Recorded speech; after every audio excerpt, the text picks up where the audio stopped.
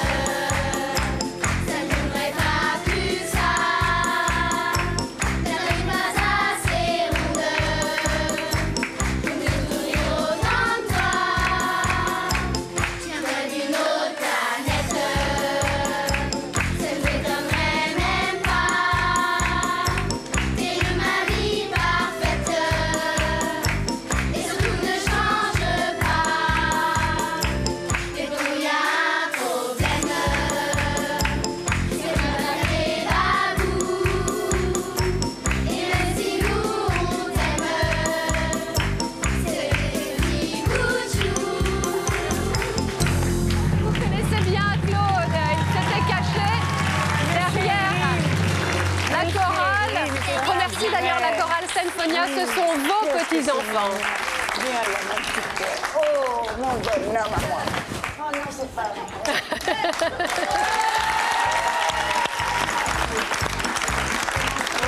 C'est gentil. Tu sais, c'est moi qui vais pleurer maintenant. Je suis tellement contente de vous avoir là. Stevie, Zora, Aurélie, je vous présente 3 des petits-enfants. Alors ça se transforme un petit peu là pour la fin de l'émission en l'école des fans. David, qui veut prendre la parole le premier? David, Nathan, elle est comment ta mamie? Vas-y. Bien. Et quel effet ça te fait de savoir qu'il y a plein d'enfants qui aimeraient avoir ta mamie comme mamie? C'est bientôt Noël. Est-ce que tu vas faire un cadeau à ta babou? Non. Non. Non. Si. C'est vrai? Vous allez nous faire un cadeau? Là, tu es venue avec quelque chose d'ailleurs. Montre-nous ce que tu as apporté. Ah, ça c'est beau. C'est Père Noël. C'est le Père Noël. Oui, il y a bien sûr les cadeaux du Père Noël. Regardez. Regardez.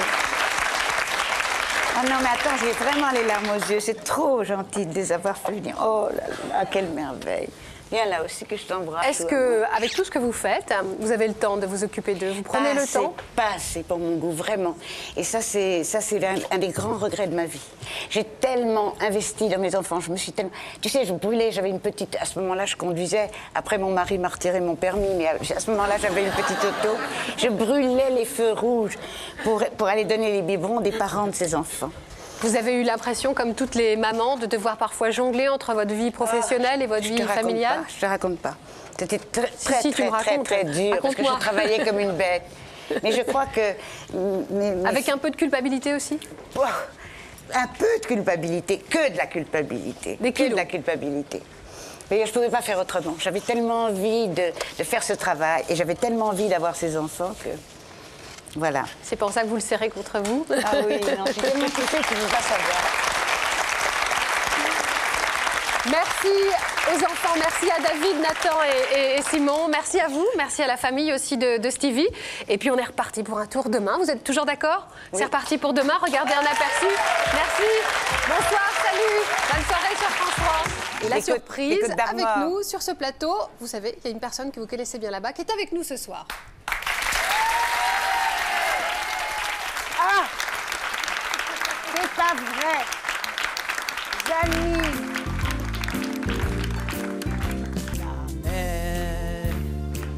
Au ciel d'été confond ses blancs moutons avec les anges sur la mer, bergère d'azur infinie.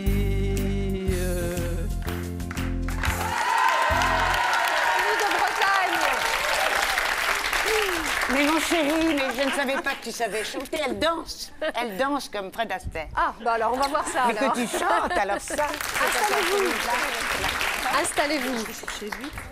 Elles sont là les huîtres. Elle est venue avec un petit cadeau pour vous. Ne bougez pas, je les apporte. Oh que c'est lourd. Voilà le petit cadeau pour Claude. Une bourriche d'huîtres. Vous aimez les huîtres, Sylvie? Oh, ça va. Petite, hein. C'est vrai. Alors, Janine, bravo, merci d'avoir chanté cette belle chanson de Charles Trenet. Depuis quand vous connaissez Claude Sarraute? Je sais pas, ça fait une petite quarantaine d'années. Voilà. Ouais. Ça fait 40 ans qu'on s'est installés. On est les voisins de Janine. Et Janine est une personne qui nage dans cette mer qui est souvent glacée du 1er janvier au 31 décembre. Alors, ça mérite des applaudissements. Ça mérite des applaudissements. Elle est formidable. Et alors, quand on va nager, elle est en maillot de bain normal. Et moi, j'ai une tenue de surf, tu sais, avec des manches, des chaussons, des gants. De surf. Et on nage la brasse parce qu'il n'est pas question que je me mouille la tête. On voit toutes les deux sur cette photo d'ailleurs. Hein. Ouais. Ah ouais, mais ça... Alors il faudrait que tu nous vois. Donc moi avec mes trucs et Janine, et alors on nage la brasse et on se parle sans arrêt. Parce que comme on ne s'est pas vu pendant un an, on a un maximum de trucs à se raconter sur nos gosses, sur nos hommes, sur tout ce que tu voudras. Et c'est marrant, non? Oui. On nage toutes les deux, on parle. Je me rappelle, avant la naissance de mes enfants, mon père me disait, avec les enfants, tu ne peux rien, absolument rien changer. Au maximum, avec beaucoup d'efforts, tu lui apprendras à dire bonjour madame et pardon quand il passe dans une porte. C'est tout. Et je lui disais, ça dépend de l'attitude qu'on a. Et moi, je crois qu'on peut faire ce qu'on veut d'un être humain. Il a fallu un immense effort sur moi pour que je me débarrasse de ça. Et encore maintenant, par exemple, quand ils sont plus qu'adultes, que je ne réagisse absolument pas s'ils expriment des opinions qui sont contraires aux miennes. Si j'ai lu un livre et que si ils disent que ce livre n'est pas bon, eh bien je dois faire un immense effort pour ne pas l'obliger à croire. Et je me dis, ça ne sert à rien, parce que s'il le dit, il le dira pour me faire plaisir. Donc je suis obligée de me taire et de l'avaler. Françoise Dorin, vous nous avez rejoint, bonsoir. Juste avant de vous donner la parole, j'aimerais avoir la réaction quand même de la petite fille qui est directement concernée. Mais c'est exactement ce que je t'ai dit, j'étais l'aînée de ses enfants. Et quand j'étais petite fille, elle me réécrivait, elle essayait de me réécrire, comme elle aurait réécrit un passage de ses livres. Et comme elle n'y arrivait pas, c'est grâce à ça, c'est moi qui ai inspiré ce qu'elle vient de dire à l'écran. Oui, c'est ça, mais en même temps, c'est terrible cette phrase. On peut faire ce qu'on veut d'un être humain. Elle le pensait. Est-ce que vous en avez souffert quand même, enfant, de ça? Oui, un peu, beaucoup, bien sûr. C'est-à-dire que je crois que, voilà, je peux dire les choses très franchement, je crois qu'elle m'aimait beaucoup physiquement. J'étais très mignonne, ça lui plaisait. Mais qu'elle ne m'aimait pas en tant qu'être humain. Quand j'étais petite, j'avais tous les défauts qui lui paraissaient insupportables. Menteuse, coquette, flirteuse, incapable d'approfondir un sujet, frivole, superficielle, détestait tout ça. Et donc elle a essayé de toutes ses forces. Mais comment veux-tu réécrire un être humain? Tu ne peux pas, elle n'a rien pu faire. À vos côtés, présentez-nous. Écoutez, je vais vous dire, je lui dois tout. Françoise Dorin, si je t'ai jamais raconté l'histoire. Mais non, jamais. Alors je vais te la raconter. Elle était mariée avec Jean Poiret. Avec Jean Poiret. Et j'apprends dans la presse qu'elle a écrit une pièce, c'était Le Menteur. Ça s'appelait Comme au théâtre. Comme au théâtre. Et donc, je lui téléphone et je vais l'interviewer. Et elle habitait une petite maison à Montmartre absolument adorable. Et c'est là que j'ai compris que j'avais un tout petit talent d'écrivain. D'abord en décrivant sa maison. Je disais que c'est une petite maison qui avait l'air de remonter ses jupes, tu vois. Mais c'est drôle, comme quelquefois, on a de l'influence sur la vie des gens en l'ignorant complètement. C'est vrai, Françoise, vous ignorez, vous Mais n'aviez pas connaissance de cette anecdote que vous raconte en ce moment, Claude? Je suis sortie de chez elle, dans ma tête immédiatement. J'ai composé cette interview et je me suis dit, c'est ça qui est génial. Voilà. Eh bien, j'en suis ravie. Françoise Dorin, Claude, et une autre personne, un acteur aussi, qui voulait évoquer le souvenir de votre mère, Nathalie Sarraute. On l'écoute, c'est André Dussolier. Et j'aurais voulu connaître votre sentiment sur le mouvement de libération de la femme tel qu'il s'articule maintenant en Amérique et puis un petit peu partout dans les pays d'Europe. J'ai l'impression, il me semble avoir lu quelque part, que vous étiez très contre. Enfin, je ne suis pas vraiment contre. Je trouve que c'est très bien que les femmes se libèrent. Mais pourquoi faire un mouvement pour ça? On peut se libérer sans devenir suffragette et porte-drapeau d'un mouvement. Je trouve qu'une femme doit rester une femme avant tout. Bon, qu'elle se libère, c'est très bien.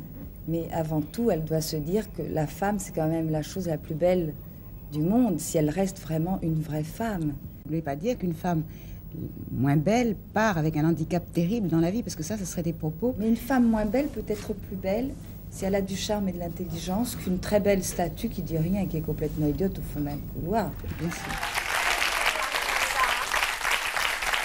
Ce sont des images qui datent de 73.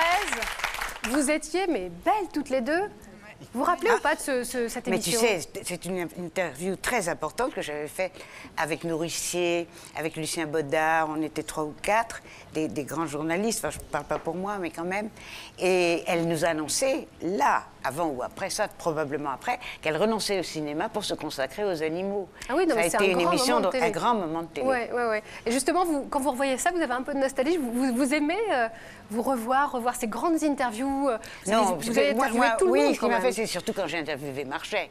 À l'heure de vérité. Oui, Georges Marchais. Ça, c'était quelque chose. Quel souvenir vous en gardez? Ben, je me rappelle de 15 jours de vraie angoisse parce que je ne trouvais pas l'angle par lequel l'attaquer. Et comment le faire? Mes copains du journal qui le fréquentaient, tous mes collègues du service politique le connaissaient par cœur. Ils m'avaient dit, tu vas voir, il va t'appeler Charate ou Chorote ou... Il fait tous les trucs comme ça. J'étais préparée à tout ça. Et puis, je suis allée faire du ski de fond avec mon mari 8 jours avant. Et j'ai trouvé l'angle d'attaque. Et à partir de ce moment-là, je n'ai fait plus que m'amuser. Et c'était quoi l'angle d'attaque?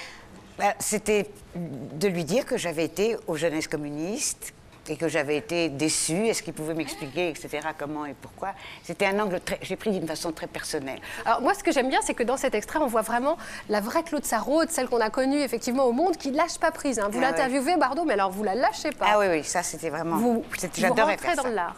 Elle vous impressionnait quand même? Vous aviez le trac ou pas? Non, mais beaucoup moins que Marchais. Tu vois, Marchais, j'ai réussi. Marchais, c'était vraiment... Avoir Marchais, c'était pas évident, tu vois. Ah bah oui.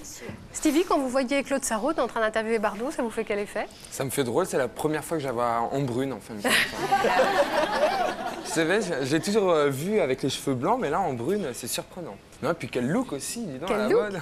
Ah mais je l'ai dit, c'est au moins votre point commun à tous les deux, c'est qu'effectivement, il y a un sens du look. C'était ça la mode de l'époque? Bah oui, les années 70. Alors justement, on va terminer cette émission avec un joli cadeau pour vous. L'archive concernant Georges Marchais, on l'avait dans nos petits cartons. Archive de l'INA, regardez, rien que pour vous, Claude Sarraute, un petit cadeau. Et je dois vous dire, pour commencer, que je suis entièrement d'accord avec votre analyse de la situation. Je suis entièrement d'accord. Et Monsieur Marchais, regardez votre journal. Prenez l'Humanité. Hein, si vous regardez les ventes de l'Humanité sur Paris Surface, mettons, eh bien c'est le journal qui se vend le moins.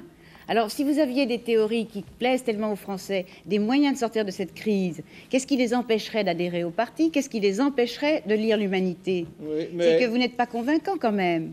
Nous ne sommes pas convaincants. Vous n'êtes pas convaincant. La preuve, on vient de le voir dans le résultat des sondages. Mais écoutez, j'ai dit tout à l'heure que nous ne pouvions pas avoir été convaincants avec la politique que nous avons menée pendant un quart de siècle, puisqu'en définitive, elle a conduit cette politique-là à l'échec que nous connaissons aujourd'hui.